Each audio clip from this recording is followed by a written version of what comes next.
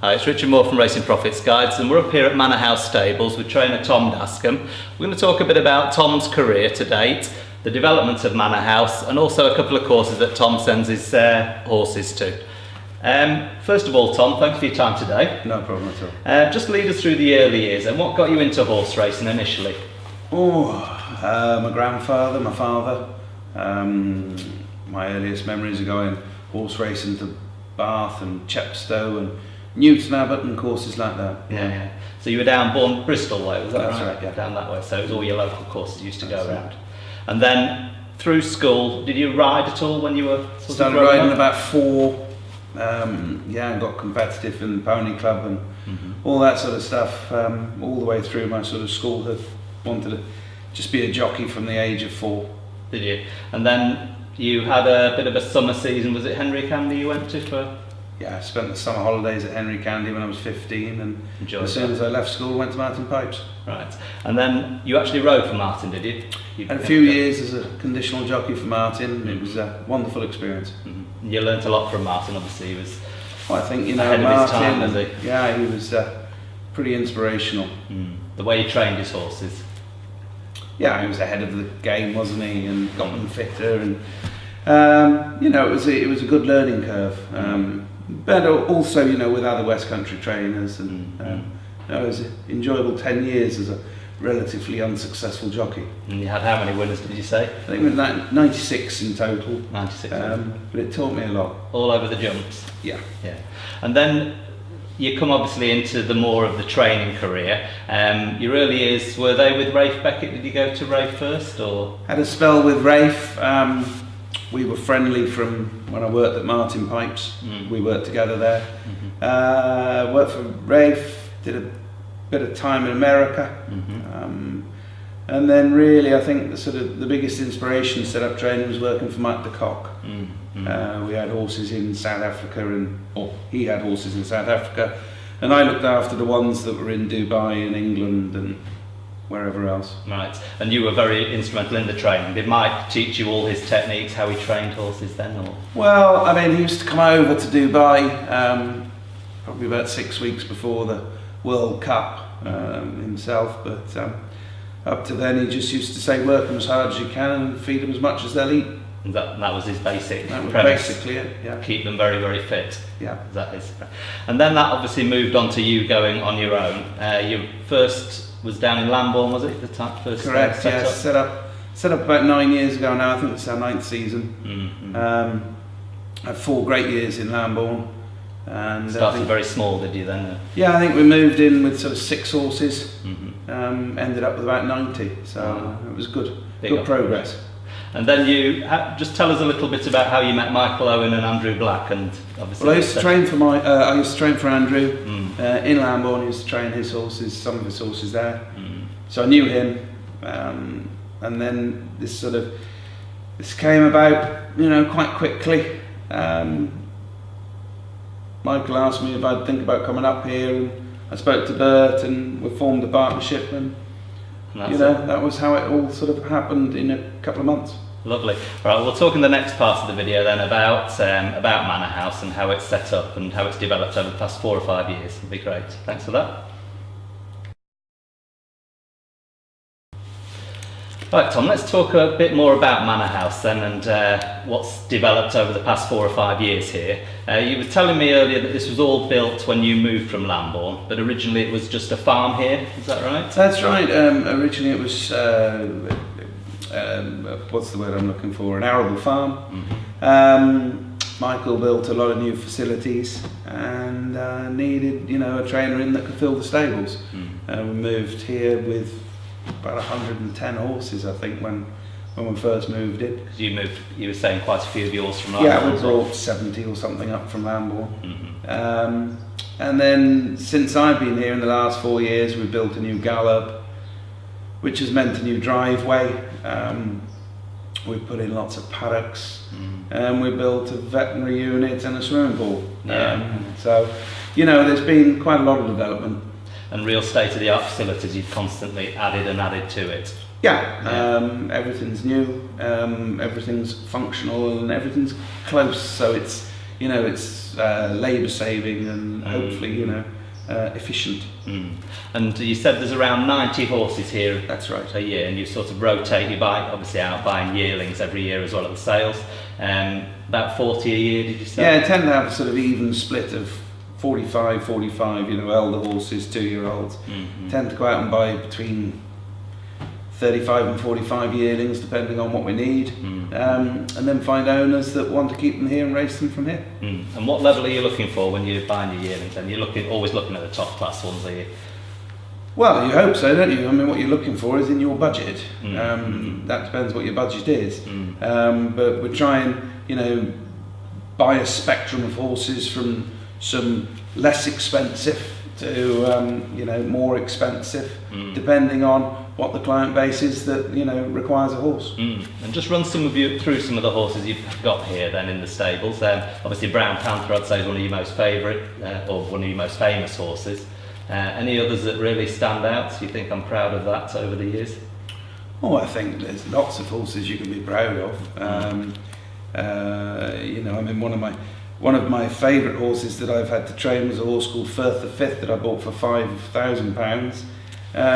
You know, and he won a Group 2 for us, and he's still running in Hong Kong now. I think he's won £500,000 in prize money. Has he? Yeah. You bought him as a 2-year-old? As a yearling. As a yearling. Yeah, £5,000.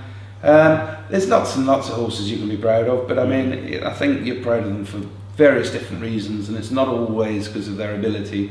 Often it's because of their attitude to the game. And that they give you everything every time they're out on the course. And is Brown Panther one of those then? He certainly is. He gives you everything every time he runs. Yeah. And what, I mean, I've heard you talk obviously a lot on the phone as I've been here this morning, and you seem to know the breeding inside out. I mean, obviously that's your job, but do you look for specific breeds when you're looking, or? Again, it depends what you're trying to, you know, come up with, isn't it? Do you want a 1.5 mile, 3-year-old that can go on and do jumping, or do you want an out-and-out sprinter over 5 furlongs for the rest of its life? So you have to decide, you know, what it is your owner wants, what you want to go and buy them, and, you know, do they understand the product that they're being given? Then, if it's got any ability or not, well, you've got to hope it has.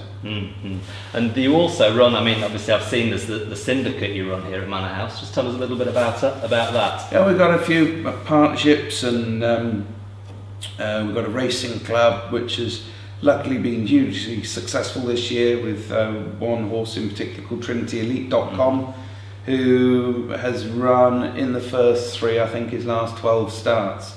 He's won over £100,000 in prize money. Very consistent as well for that level, isn't it? Yeah, it's fantastic. You know, it's a lot of running. You know, a lot of days out at the races, and quite a bit of success. Fabulous. And what was Trinity.com Elite then? Was he another yearling that came through the? He was one. Yeah, he was one that we bought as a yearling for £25,000, something like that, and.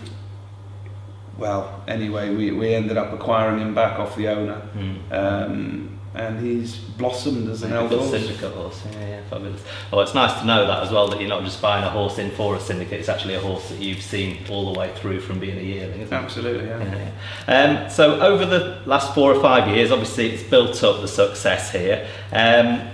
36 winners in 2010, so was that just a bedding in year? Is that always what it's going to be like? It was a tricky time the first year here. We you know, I hadn't realised how difficult it can be moving, and everything I seemed to do was wrong.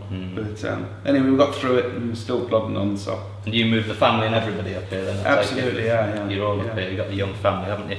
Then 2011, obviously the momentum started then. 51 winners. 79 in 2012, 56 last year. But the interesting thing with last year was that even though there were a few less winners, the prize money was around the same, so obviously... Yeah, last year was a tricky year because the winter, I don't know whether you remember the winter of 2013, I mean, we had snow on the ground from the January to the end of April. Yeah, it was horrific. A long time. And we were sort of always 3 months behind. I think we had 150 less runners last year than we did the year before. Wow. So that's going to impact on your your numbers. But, luckily we had a couple of nice winners last year which kept the prize money up. Fabulous. Yeah, I've seen the, I mean, obviously on the gallops you've got both. You've got a turf gallop and or you were just fencing off the turf gallop. Is that not used obviously through the winter? You just sort of That's fence it right, off yeah, in the summer? yeah, wait, otherwise it's too wet and you ruin the grass for the summer. But the all-weather's like a polytrack surface, so even with the snow, could you keep that moving? We can keep working them all year round, basically. Keep them nice and fit, yeah. And the pull, what would you use the pull for then? Obviously that's lower impact, is it exercise? Or yeah, it's fitness, recuperation and fitness.